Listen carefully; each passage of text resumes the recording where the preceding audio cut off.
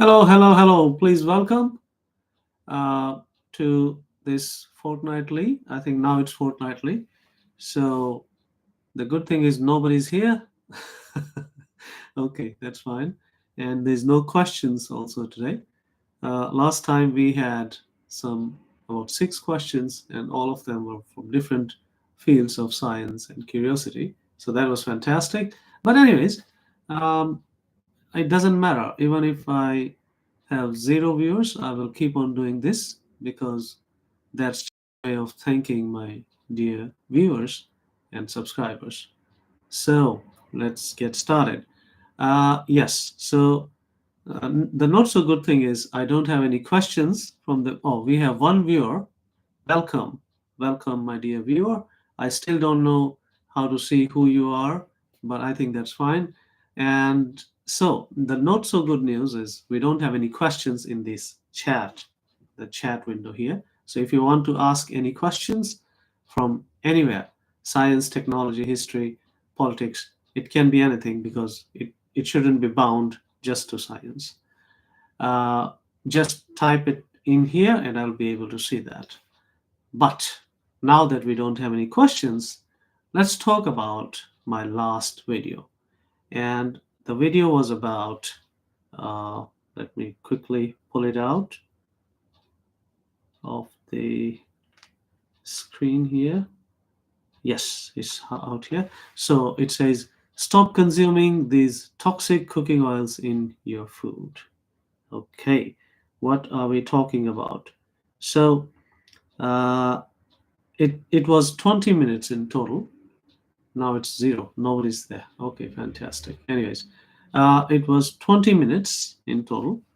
And first, I talked about what's a vegetable oil or what is a vegetable oil as we understand it, and what's the difference between the vegetable oil that we think is made of vegetables and what it actually is. That's what I wanted to explain, the difference between what we are told and what it actually is. So, yes, in the last video that I made, last video, I made a video about Dr. Ansel Keys, and in the comment section, I think it was the first video where I crossed 1,000 comments, and I read quite a few of them. And the one thing that was coming from a lot of viewers was about uh, oil. Why don't you make a video on oil as well? And so I thought, okay, yeah, why not? Let's give it a try. And so that set me up for this video that I just posted last this month. I think I posted it 3 weeks ago. Yes. Anyways, so my question was why vegetables oils, why the so-called vegetable oils don't have any smell. When you open a packet that you just bought from the supermarket, when you open it, try to smell it, there's no smell. And the origin of this question was actually my childhood because when I was a kid, I'm from a farmer family. My grandfather, my father, and even I, during my high school and all through my university, was helping in farming, my father's farming. And we primarily grow only two things, wheat and mustard. And mustard is used as the primary cooking oil in my village. It's cold pressed, it's extracted using the cold press method. And the byproduct, the solid, the greenish bluish solid that comes out as a byproduct is then fed to the buffaloes and cows as a feed. So the oil that I grew up using, the mustard oil, had a very specific special smell which the supermarket oil didn't have. Even the so-called cold pressed, they on the label they say it's cold pressed or it's not using any things preservative blah blah blah, but when you actually buy it and you smell it, yeah, it's not the same real natural smell that I used to smell. So that sparked my curiosity, and I was thinking about it for a long time. And then came these comments that said, "Yes, why don't you make a video on cooking oils?" And so what I discovered, I then tried to put this information in easy to understand language. So yes, there are many comments that say, well, you didn't put things factually correctly. And in this cooking oil video, some people said you didn't present the structure of saturated fats and MUFAs and PUFAs in in the correct form that they are. Yes, but that's a very small compromise. You want people to be interested. You want to make it easy for them to understand. So yes, the structure, instead of the zigzag structure of the fatty acids, I showed a straight line, but that's a very small compromise. It doesn't it, it it doesn't affect the facts, the factual information in any way. So that's a small compromise we had to make, but I was happy with that anyways. Now, we talked about in the last video, we talked about how P&G basically invented this oil, the so-called cooking oil. And by the way, one thing that I didn't cover in that video is in Japan, they have something called, so vegetable oil is known everywhere, and the reason why they call it vegetable oil is so that it has a good image when you go to buy it. And so that's one reason. It's a marketing ploy basically. There's no reason it should be called vegetable oil. It should be called seed oil, but it's not as appealing as the word vegetable. So similarly in Japan, they have something called salad oil. And if you look at the content, if you look at the ingredients of this so-called salad oil, it's the same as vegetable oil that you find in supermarket. They just label it as salad oil so that it looks appealing. It looks more healthy because salad is healthy, isn't it?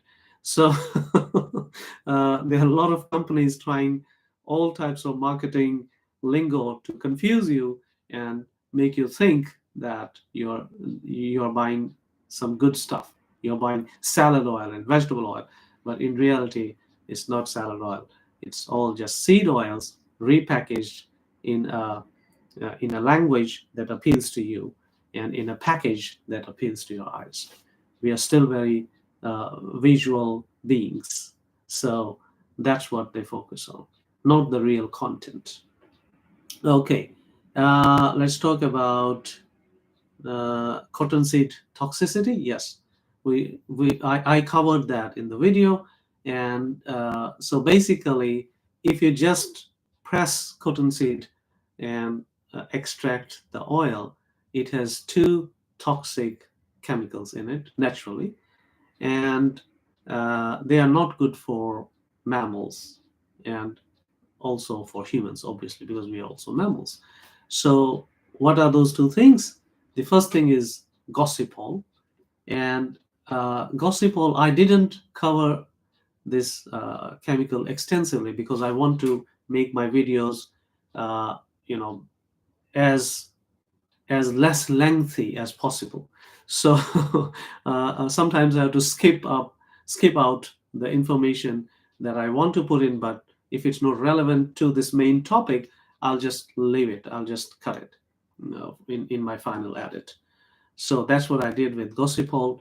Gossypol was actually used in China by government to control the population. They would feed Gossypol, they would feed cottonseed oil.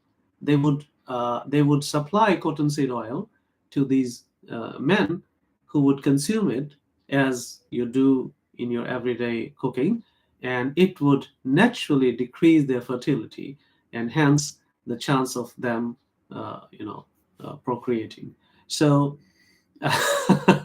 I think it was used in the 80s and 90s by the Chinese government. I don't think it's used anymore after they came to know about the bad effects of gossipol, but it is a dangerous thing. Uh, so infertility is the least of the problems that gossipol causes. When FDA authorities try to use uh, cottonseed oil in horses and rabbits as a potential domestic feed, they found out that horses and rabbits died. Now, I'm not saying that that means humans would also die, because horses and rabbits are vegetarian. They are uh, naturally, nature has made them herbivore. They are herbivores, not vegetarians, sorry. They are herbivores. They can't eat meat. But humans, we can eat both plants and meat. We are omnivores. So I don't think the effect would be same, because the metabolism is different, but I think it would still do damage.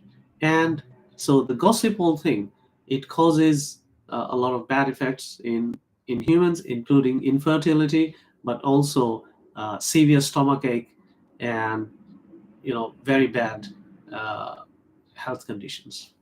So that's the problem with gossipol. The second thing that cottonseed oil has is called, it's a long name. What's the name? Gossipol, and just give me 1 second. Da, da, da. There you go.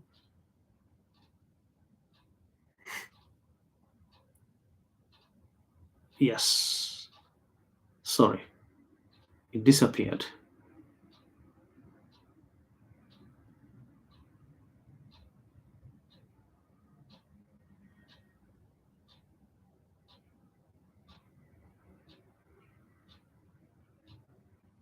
Yeah, when you need it, the information just disappears.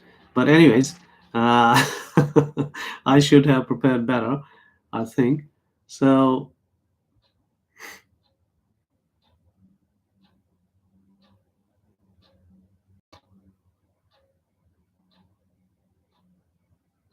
there's an ad going.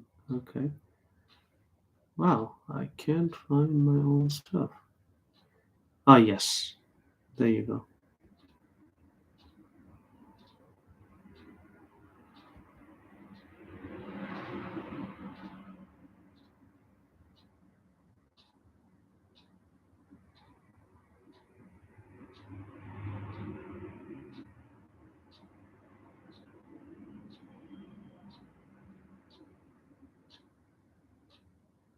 Yes. So the first one was gossipol, and the second chemical, it's a long name, CPFA, cyclopropene fatty acid, not propane. And cyclopropene fatty acid, CPFA, it's a carcinogen, so it causes cancer. And so that was the limitation, that was the uncomfortable information that PNG got, but they were lucky in the sense that they were able to basically just kill everything, including those bad chemicals in the oil.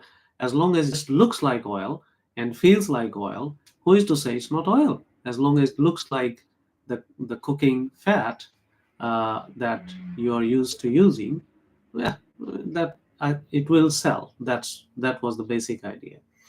So how did PNG get lucky? Well, PNG basically started using cottonseed oil in their soaps. And so interestingly, the name Ivory Tower comes from PNG using cottonseed oil. And they made a soap, because that was their original business, candles and soaps. So they made a soap, and this soap could float. It was very light, and so they made this as their USP, as their selling point, and they sold a lot of this soap that would float on top of water. And the brand name was Ivory, because it was white. And they sold a lot of this soap called Ivory, and uh, and from this Ivory thing, that the brand name Ivory, comes the name Ivory Tower, because PNG became so rich selling ivory soap that they would erect their first corporate building, all very shiny and posh looking. And so this idea of ivory tower comes from P&G using cottonseed oil to make ivory branded soap. Uh, and similarly, to promote their products, P&G was one of the first companies who did a lot of innovative things in marketing. So they were probably, I'm not sure if they were definitely, but if not the first, then among the first. They were among the first corporations to use radio and television to promote their products in the form of product placement. How did they do that? They would actually they would finance these dramas on radios and TVs. And all of this money for these sponsoring these dramas and TVs, basically producing them, it came from Ivory Soap again. So soap opera, the name soap opera comes uh, uh, this is what many people believe. It comes from soap opera comes from P&G selling this soap, making a lot of money, and using that into making these TV serials and radio serials. And in uh, those TV and radio serials, there would be some mention of the product, and hence it would create, a, a brand awareness or a brand image that nobody could rival. So, coming back to our video, yes, at the same time that these Edison and Westinghouse, they were supplying electricity to American households. P&G understood that their candle business was going downhill. So what did they do? Along with, by the way, the whale hunting, because a lot of whale oil was also used in making candles and lighting systems.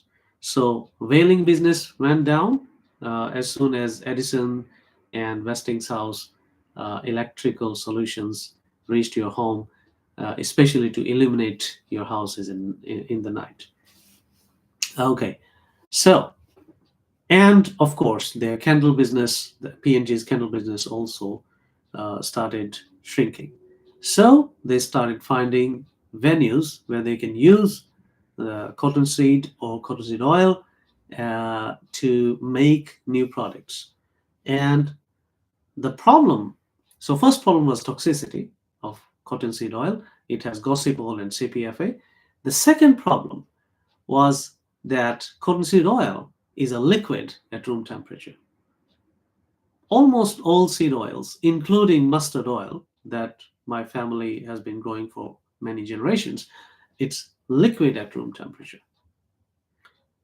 Okay, so what's the problem? Well, the problem is until 1900s, until the start of the last century, traditionally, the cooking fat that people would use in their kitchens were all solids. For example, ghee in India, lard in Europe, UK, America, tallow in many parts of the world. So, lard, tallow, ghee, butter, and coconut oil in southern India and South Asia. In many places, they would use coconut oil.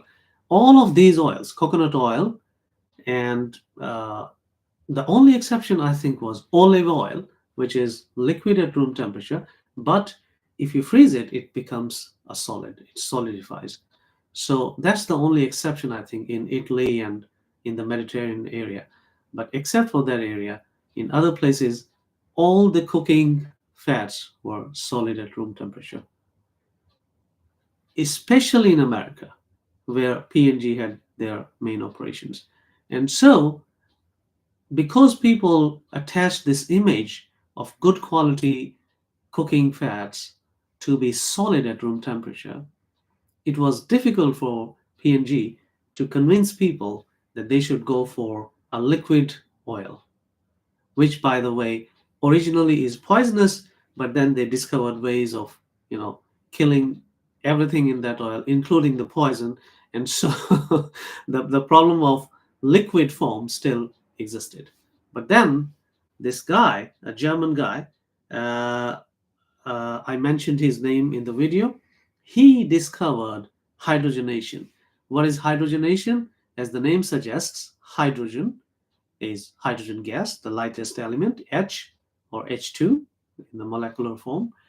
If you pass hydrogen gas through a liquid, then this hydrogen will interact and make chemical bonds with the fats in this liquid fat. And what happens is then it changes an unsaturated fat into a saturated fat, but in this process you cannot control which way does the hydrogen attach. And so I wanted to talk about cis and trans fats, but I thought it's not important for the main point, and I wanted to keep the video below 20 minutes, and so I skipped that. I originally actually shot, uh, I don't know if you know, or I don't know if other YouTubers have the same thing, but to make a 20-minute video or 15-minute video for you, I basically have to shoot a video that goes for at least 45, 50 minutes. And then because sometimes you repeat what you're speaking in a flow, sometimes you think, I shouldn't have said it, sometimes you go on a spin, and then later you realize, well, it's not that important. It's interesting, but not that important. So those things are to be cut out of the final edited version of the video that finally you get to see. So in the in the original video that I shot, I had mentioned on my trusty whiteboard, I had tried to show the difference between how these hydrogens interact with a unsaturated fatty acid, and how it can form into a trans fat. But we are talking about the start of 1900s. Nobody knew about these trans fats and their effects on human body, because basically they didn't exist. So I don't want to demonize Procter and Gamble unnecessarily by saying, well, they knew and so they created this monster food to make you sick. Now that's conspiracy theory. I don't deal in that. But what I want to say is that, yes, by accident, they didn't know, but the actual, okay, well, it says you are online, so I suppose I'm online. We'll continue. So anyways, what happened is P&G then found a way of converting this liquid cottonseed oil into a solid form by just passing hydrogen through it in certain controlled conditions. And so you control temperature, you control pressure, you control the flow of hydrogen, and you will have this liquid oil change into solid oil. You just add hydrogen to the liquid oil. But as a result, it looks like lard and ghee and butter and tallow. So it's easier to then convince the lady of the house, the main cook of the house in those days, at least.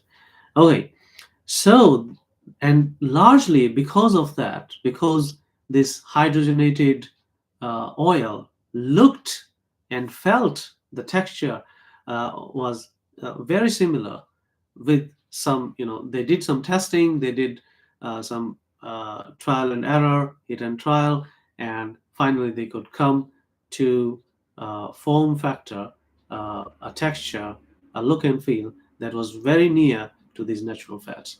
And so in 1911, they then, what did they do? They launched Crisco. But this Crisco thing was not a natural fat. In fact, it was the first ultra processed food ever created. Now, when it comes to the word ultra processed, the image of all these burger, what do you call these shops? Yeah, the fast food, junk food shops, burger and instantly available food, which is low in quality and cheap. The image of these fast food restaurants come to your mind. But yes, perhaps cod oil, Crisco, was the first ultra processed food. So, what's an ultra processed food? Well, now, in simple words, you can divide all the food that you have in your kitchen or all the food that you consume into three broad categories. One is natural. You see it as it is in nature. For example, a tomato, vegetables, fruits, all of these things, they are more or less uh, in a certain way. Yes, they come from nature. Now, it's another matter that now we are doing the genetic engineering with them, the GMO foods, but they still come from nature. And I try to avoid GMO food, but not because uh, I found foolproof evidence that they are necessarily bad for us. I just avoid them because they can potentially be bad for us because nature did not mean to produce them in the way that they are produced now. But so that's another topic. So I'm not gonna go deep into that. Uh, so the food that you see in nature, if you throw a seed and it grows into a plant of some kind, and uh, you see that thing, the plant producing vegetable or fruit or leaf that you can eat, yes, that's natural food. Then the second category is slightly processed foods. What's a slightly processed food? Well, for example, you have soybean. I consume soybean, but the soybean, if I buy raw soybean and then boil it, it's a very labor intensive, time consuming process. So, what do? I go to the supermarket, I look for organic or no chemicals used, things like that. I try to look for that kind of soybean that has been boiled somewhere, but nothing else is added. So if it says soybean, water, and salt, I will buy it. It's slightly processed. It looks exactly like it would look to you if you had processed it in your kitchen. So slightly processed foods are those foods that are not found in the natural form, but you can make them in your home. And then the third is ultra processed foods, which are, even if you try, you cannot produce them in your kitchen. So, ultra processed, the burger that you find in a McDonald's or the chicken that you find in a KFC. I don't know about the KFC chicken, but you cannot replicate this whole thing in your home. Why? Because they use different processes. They prepare the food in such a way, they add preservatives to it so that it can travel the distance that it has to before it comes to you. It has to be, you know, prepared in a certain way in a factory. You can't do that. Your burger patty will not last as long as theirs. There's a famous experiment. This guy bought the French fries from a neighborhood shop that sells fish and chips. So he got chips, called, we also call them French fries, chips in the UK, French fries in the USA.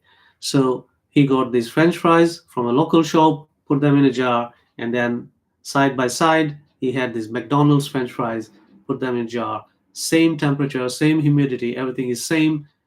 All of the things are exactly the same. So the locally procured French fries, they went rancid within, I think, 3 or 4 days, they started showing the signs of spoiling. And the McDonald's, they stayed intact as they were on first day. They stayed just like that. They didn't have any fungus, they didn't have any rancidity for 70 days. And finally, they just had to throw everything out because people were complaining. So think about it. Now, so this the French fries that he bought from the neighborhood fish and chip shop. Yes, it was processed, but slightly processed. Probably the neighborhood shop this bought the potatoes from farmers market or a supermarket, and they formed it into wedges, added some salt, and fried it in oil. They used all the processes that you can easily use in your home, and so it was slightly processed. But the McDonald's French fries, even though you think it goes through the same number of steps, but not necessarily. Maybe it has done some preparation in a factory in a certain way that you think you can, but actually you can't. So that's ultra processed. Cottonseed oil changed into solid from its natural liquid form and labeled as Crisco was the among the first, or if not the first, ultra processed food in the world. That's where it all started. Why did it start in America? Because think about it. That was the time when in America, innovation, you know, humans can do amazing things. We can create electricity, something that was only seen as lightning, scary lightning in a thunderous sky, could be used, harnessed to power the things in your house, to light your house, to run machines. That was wonderful, isn't it? So they just wanted to use the same, uh, I don't know, enthusiasm, the same way of thinking into everything. They wanted to change everything. America was where everything new was happening.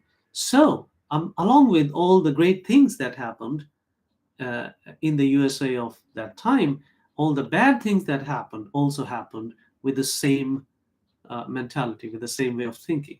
And so, this is a good example of that. Coca Cola is another example.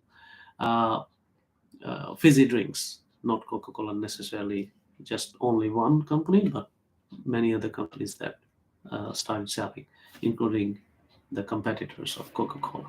So, yes, we are seeing the birth of the first ultra processed food, a food that looks like maybe you can make it in your kitchen, but actually you can't. And interestingly, I I started buying less of these things from the market. So those of you who know me, uh, they know that from the beginning of this year, I started making my own yogurt. So I buy milk from the market. I buy the best quality of the milk that's available, Hokkaido milk, and then I make my own yogurt. And from the last 2 weeks or so, I started making my own bread as well.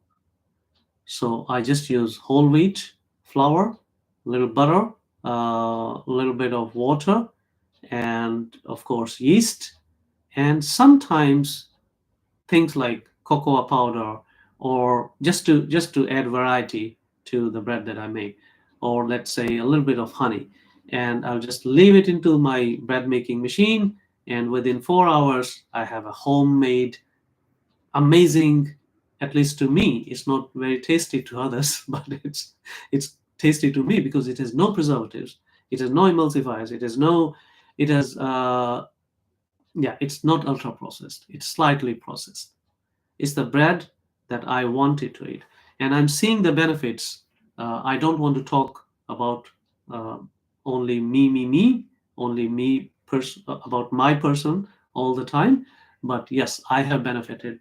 I had a target of reducing my weight to 81 kilograms from 87 this year, and I already am at, yeah, today my my weight measure was uh, 81.8 kilograms.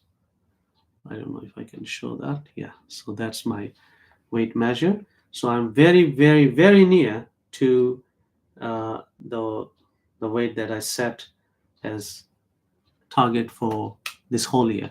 And I believe, I may be wrong, but this is what I believe. I believe that mainly the target, I can achieve the target mainly because of just making these two small changes in my way of living. If you start making your own yogurt, then there's less chance of these preservatives and other chemicals going into your body, because the yogurt maker, they add sugar, they add other things so that it can stay on the shelf longer, and those chemicals may not be good for us. So I'm just letting less of these chemicals into my body, and maybe it's placebo effect, I don't know. One another thing that has happened is, when you start making your own yogurt, when you start making your own bread, you don't need to eat as much. uh, for example, when I was buying bread from the market, uh, it has a lot of additives, it was a full list of things, and I was thinking, why do you need so many of them? And some of the preservatives that you have in there, they are, in certain countries they are banned. Something like A402 or A200, something like that, is not allowed in every country. So, and that triggered this thing in me, that I should try to make my own bread. It's very easy. I don't have to do anything.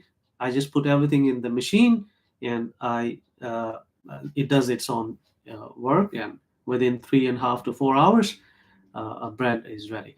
But the bread, so before I would buy a packet of bread, it has usually 8 slices, and I'd finish all of those 8 slices in one go, and would still feel hungry. But this bread that I'm making at home, I just eat 2 or 3 slices max. Usually two. If I'm really hungry, 3 slices, and I'm good. I'm not hungry at all. I don't feel hungry for a longer duration of time. So just making these small changes, you can benefit. But again, this is a sample size of one, so you don't need to trust 100% of what I'm saying to, to apply to you as well, because the sample size of one. So just take everything with a grain of salt.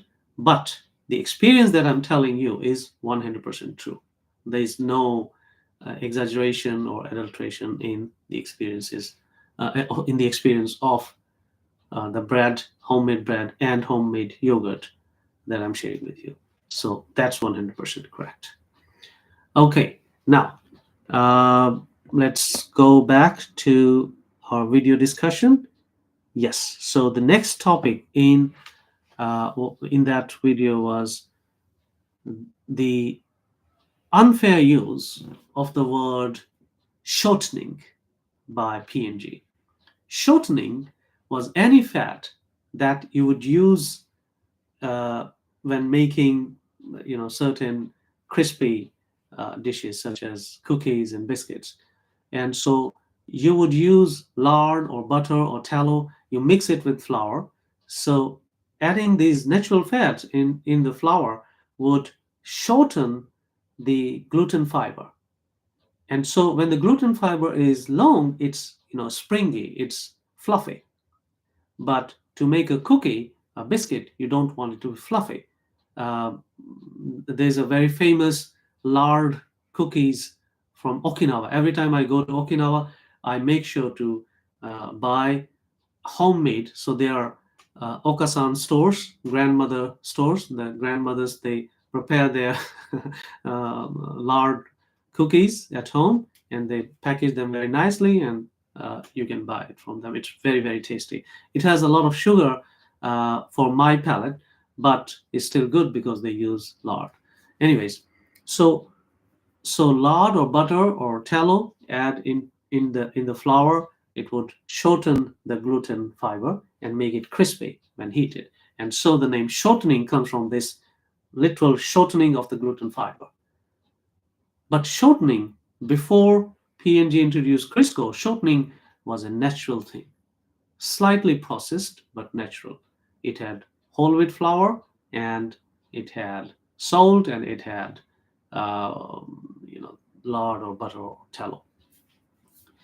So because there was no regulations on what name can or cannot be used, in 1911 P&G was able to use the word shortening with their product Crisco.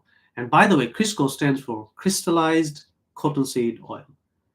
But they made sure that they never use the word cottonseed oil. Just like Apple never uses the word AI. It never used the word AI before the latest Apple meet that they had. So uh, certain companies do use or not use certain words to present an image to you. Uh, that's what P&G did in 1911. They called, instead of calling Crisco ultra processed Frankenstein cooking oil solid liquid thing, they, for obvious reasons, they named it shortening, so that it brings this image of, I can use it instead of my lard or butter or ghee or coconut oil to make my uh, my crispy things. So I think it was unethical, but yeah, it's 1911. Given the time, I can understand. Okay, so what happens then? Well, they also spent millions of dollars in today's time in marketing it. And how they marketed it, now we think BTL and ATL activities and all that is very normal. In those days, BTL didn't exist. What is BTL? BTL is below the line. That means you contact one customer at a time, door to door, or you stand in a supermarket, or you stand in a place where a lot of people uh, can see you, and so you approach people on a personal level, or in shop like in Costco you see all these stalls of food items that they give you as samples. Yeah, that's BTL, below the line. You contact people on one-to-one basis. And ATL, above the line, that's like putting the advertisements in magazines, radio, later on TV, so that the mass market can see it at one single time. So they used ATL and BTL in very innovative ways. How? Well, for example, they would make certain booklets in certain languages. For example, Jewish, because Jews, because of their religious reasons, they prefer vegetarian vegetable oils. They don't like lard, I think, or tallow, or maybe butter because it's animal fat. I don't know, but one of these. So, and the same for Muslims. They don't like lard. So they prepared in Hebrew languages, in these languages of these small groups in big cities, these booklets in the language, in the back country language of these people, telling them how they can simply buy Crisco instead of these lard and tallow and butter fats that are not good according to their religion. So that was a good innovation, I would say. And it was good marketing innovation. It was not a good nutritional innovation, but it was a good marketing innovation. And P&G is a marketing company. It has to market its product. And so they did that, which was very innovative for its time. They gave free samples to anybody who would ask for it.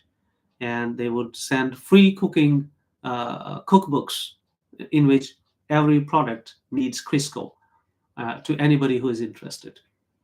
So that was, yeah, that led to the success of Crisco. Now you see Crisco in a lot of TV programs and movies that depict America of that era. Yes, it's because Crisco became a brand name. It became Crisco. Crisco became Crisco. It was not one of the vegetable oils. Just like iPod or iPhone became iPhone, it's an iPhone. It's not a smartphone. It's not a smart mobile device. So Crisco was able to do that thanks to their marketing. And this is what we call American style of marketing. What is American style of marketing? American style of marketing is don't need to worry about what goes inside, just trust the brand. So, and because I mainly teach business people, I teach business English and uh, global management. So uh, one big difference between, for example, European or Japanese marketing and American market is, for example, when Sony was promoting Walkman, they would say, it gives you freedom, blah blah blah. But then they would also say the features. They'll say, it has a so long battery, it has so many minutes of playback, it has blah blah blah, all these features. But when Apple introduced iPod, they didn't talk about any features at all because they understood the human psyche better than Sony. So American marketing attacks your limbic system, your emotional brain, the second layer of your brain, or to some extent, the interaction between your limbic system and your cortex. But Japanese marketing, for example, try to convince you by appealing to your cortex. So, anyways, coming back to our video, yes, American marketing was also invented by P&G to a big extent, and Crisco played its role in that. I really think that if Mad Men is if the Mad Men TV series people are still thinking about another uh, season, they should do this thing about Crisco. In the previous one, they unraveled how the tobacco industry uh, used marketing so that even if the government banned cigarettes, they were still able to sell them by you know using innovative marketing.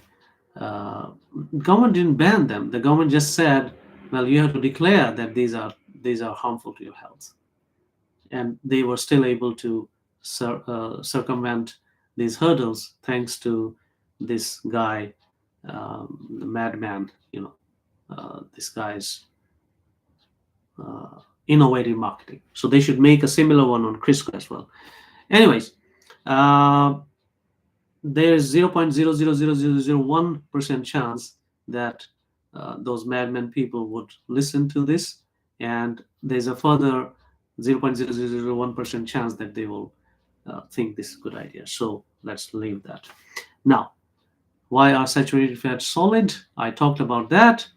Natural saturated fats are solid because the carbon in these fats is totally saturated. It can make maximum 4 bonds, and it does that. There's no carbon atom with any bond left in simple language. So that's saturated fats. Unsaturated fats are two categories: MUFA and PUFA. MUFA is monounsaturated, and PUFA is polyunsaturated. And omega-3 and omega-6 are PUFA fats. So this is how it goes. Saturated fats, fats that are solid at room temperature. Monounsaturated fats, fats that are liquid at room temperature, but if you freeze them, if you decrease the temperature, they solidify, such as olive oil, such as probably avocado oil as well. And the third is unsaturated fatty acids, polyunsaturated fatty acid, PUFA. These, even if you keep them in a freezer for a long time, they still stay in their liquid form. Okay. These PUFA are then majorly divided into two big categories that you hear in your everyday life. PUFA is omega-3 PUFA and omega-6 PUFA. So that's the distinction. That's the That's the whole classification of fats. Omega 3 and omega 6. Omega 3 are better for you compared to omega 6. Omega 6 are also needed, but not in big quantities. Omega 3 is also needed, but not in big quantities. So, out of all these uh, fats, saturated fats, MUFA, such as olive oil, PUFA, such as omega 3 and omega 6 oils. So, most of the so called vegetable oils or seed oils, they are basically PUFA with a higher percentage of omega 6 fatty acids. So, if you want to know what these MUFA and PUFA things are structurally, you can go back to the video, and it explains in simple to understand language using the graphics that I was able to pull off. Okay, so we don't need omega 3 and omega 6 in big quantities, we need them in small quantities. And we don't need to use them in our cooking, because when you heat PUFA, omega 3, omega 6 PUFA, they produce aldehydes. And these aldehydes, when they go into your body, they go into your cells, they damage the mitochondria. That's really, really bad for you. So be careful with that. How about MUFA? MUFA, use it, but don't heat it much. Try to use it as a drizzle on your salad, like olive oil. Use it either at extremely low heat or no heat at all. Use it as a cold spread. And then saturated fats, of course, you can use them as cooking fats. So you can heat them, but they still don't oxidize. They still don't produce aldehydes. So that was the whole video. That's the summary of the video. If you want to know in more details, please do watch the video. That's all the time we had. Thank you so much for listening in, and I'll see you in 2 weeks' time. So next Sunday, I will schedule the next live session 2 weeks from now. And if you enjoyed, please share it with your friends. Nobody comes. The maximum number of people that have ever come in these sessions is 5. I want to increase that. So it doesn't matter. Even if 0 people come, I will continue to do it because that's what I have resolved to do this year. So please spread the word. Please share it with others. Please ask me questions in this chat session here. Oh, we have from Khan Sahib. What is the difference between angular frequency and velocity? Oh, that's a very technical question. Angular velocity? Are you asking about angular frequency and angular velocity, or just angular frequency and velocity? So, to be honest, is that angular? Yes. Okay. Unfortunately, we are running out of time, but I'll try to quickly explain to you. So, velocity is just another name for speed. In simple language, we say speed. In physics, we say velocity. Well, there are differences between speed and velocity. Speed is a scalar quantity, velocity is a vector quantity. So you can have, in simple words, you can have a negative velocity, but you can never have a negative speed. But for all practical purposes, velocity is the same as speed, which is distance over time. How much distance do you travel in how much time? So that's speed. And if you give it a direction, it becomes velocity. So it's just a technical name of speed. What is frequency? Frequency is how many times does something go up and down in 1 second. So the unit for frequency is hertz. So if you say, well, for example, if you measure the frequency of the electric current that comes to your home, in most countries it's either 50 hertz or 60 hertz.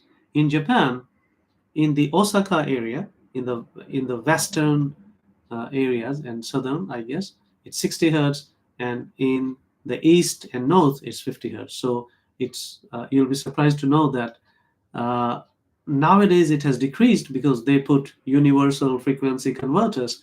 But if you buy an old appliance, let's say an appliance in 1970s and 80s, if you buy it in Tokyo, you cannot use it in Osaka because the frequencies are different. Anyways, so 50 hertz and 60 hertz. What does that mean? That means the electric current, the alternating current that comes to your home, it goes up and down 50 times every second or 60 times every second. So that's frequency.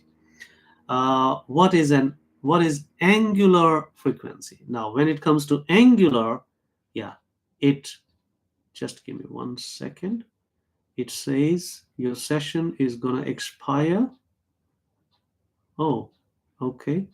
Can I increase my session time limit? Is that possible?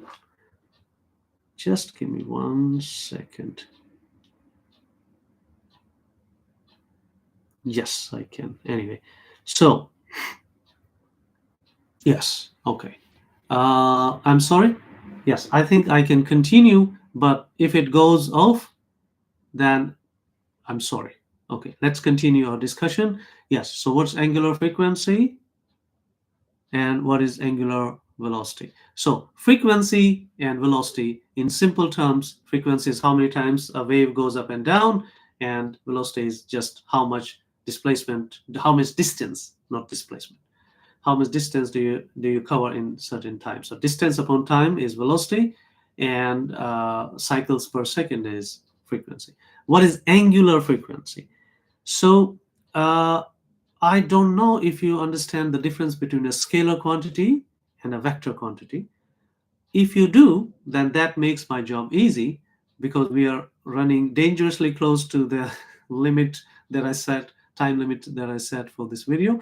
But if you, I suppose you know what's a vector quantity and what's a scalar quantity. So angular frequency has only magnitude. That means how much it goes up and down. So it's a scalar quantity.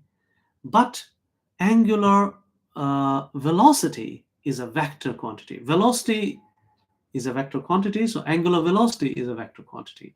Frequency is a scalar quantity, so angular frequency is uh, angular frequency is a scalar quantity, I think. Yes. Okay. The next thing is angular frequency is the magnitude of angular velocity. I hope that makes sense to you.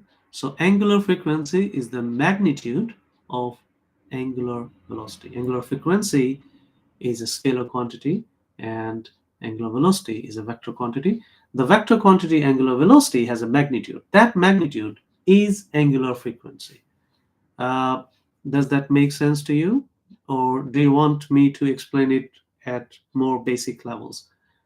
I'm saying this because I don't know your level of, have you studied university level physics or high school level physics, or I don't know. So if you can just write it down, did I satisfy your curiosity or you actually don't understand anything? So in that case, I can also explain to you the formula. But I think, yeah, okay. I'm getting the last warning. It says you're above your limit. Okay, thank you so much, Khan Sahib. I hope in the short time that we had, I was able to give you at least some magnitude and direction of understanding angular frequency and angular velocity. In the future, you can simply type it in the chat or the comment section so that. See you next time. Thank you. Thank you. I'm so sorry I couldn't give you enough time. I'll see you next Sunday. In the meantime, you don't have to ask me on the spot. You can just type in the questions in advance so that when I come online in 2 weeks' time, next Sunday at 9 p.m. Japan time, I can then straight away start answering your question, and hopefully I'll have some equations on the whiteboard which would help you understand things. Thank you so much, everybody, and I'll see you next time. Until then, bye-bye.